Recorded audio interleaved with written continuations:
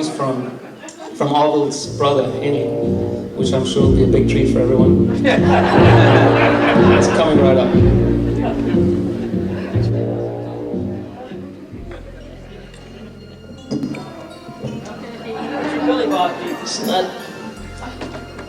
Before I speak, I'd just like to say a couple of words.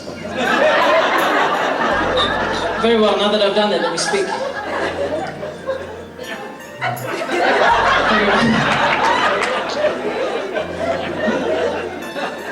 Yo, now what can I say? I mean, you see me, some of you know me very superficially, and I sometimes apologize for that, something I get a little convicted about sometimes, because I talk a lot and I sometimes talk to so many people and it's just like I hide by, oh, where'd he go?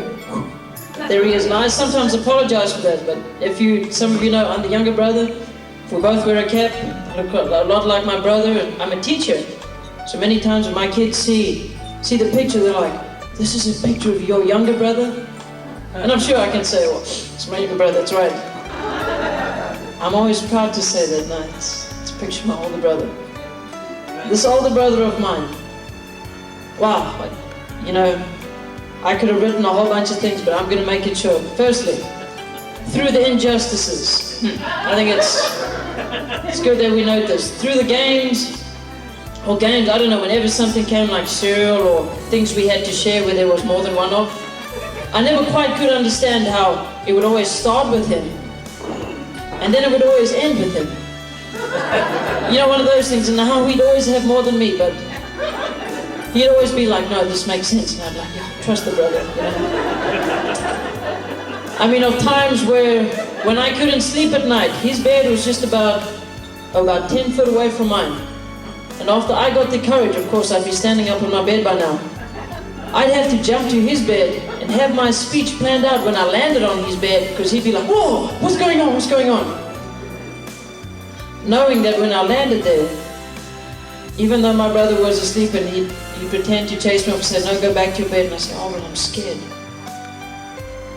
I know there was always a catch. He says, only if you tickle me will you stay. And that was something we did. Our mom taught us as a kid. You just like stroke on my brother on the back, my sweaty palms.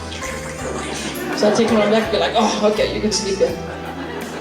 Just knowing that, as injustice as that might seem, let me tell you, I would fall asleep in a matter of seconds. Because I'd know my brother was there. Just nobody could harm me. And that same protection, I mean, it might not seem big, but when I was in first grade, my second grade is, my brother was in second grade, some kids tried to bully me.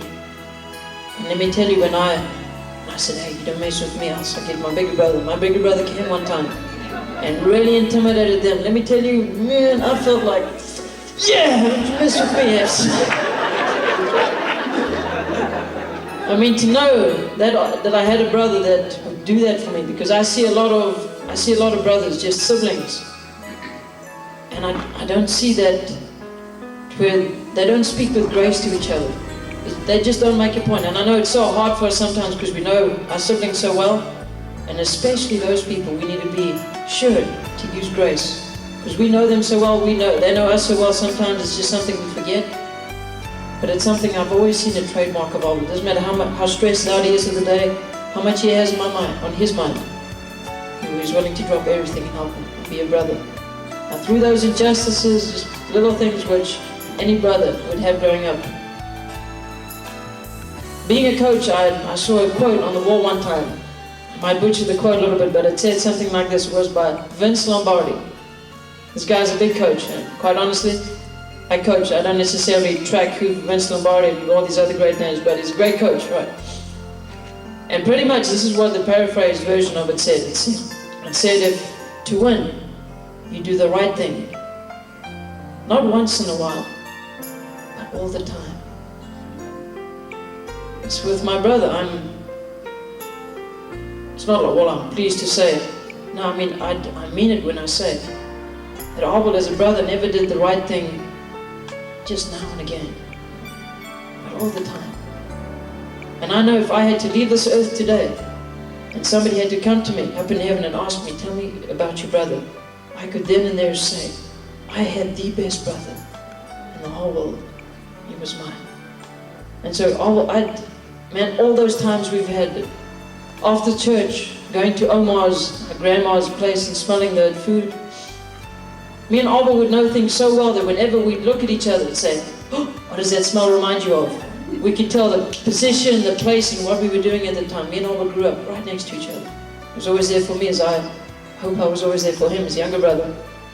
But times like playing table tennis, remember that smell of the stuff we clean the table tennis bats with? We'd always wheel the stuff in, things like that, memories I'll never forget. I mean, I could name millions of things, how we played Pongor with our cousins who came here today from South Africa. You all know that game, it's a monster game. Oh yeah, we as kids did. Benji and Kathy, thanks for coming today, yes. They know the game.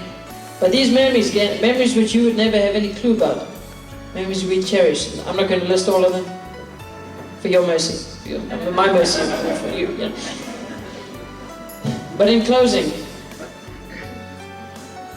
what am I going to say?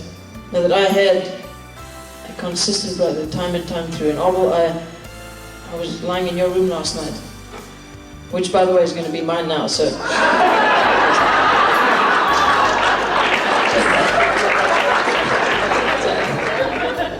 You know, as I was thinking, it's like, man, I like this deal.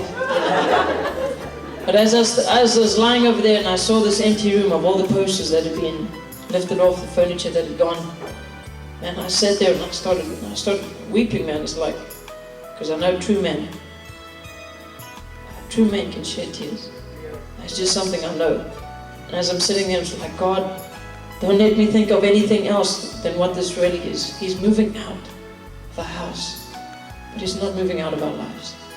And that's the comfort I can take in that, knowing that even if you move to another state, you're not moving out of my life, out of our family's life. You're still my brother. And every memory from here on in that I can still cherish. And I look forward to that all. You've been the best brother. And the only one, if I might add, but regardless, the best brother that I have ever had. Let me tell you. And so with that, I pose a toast to the most consistently best brother in the whole world. My brother, Albert. Love you all. Mwah.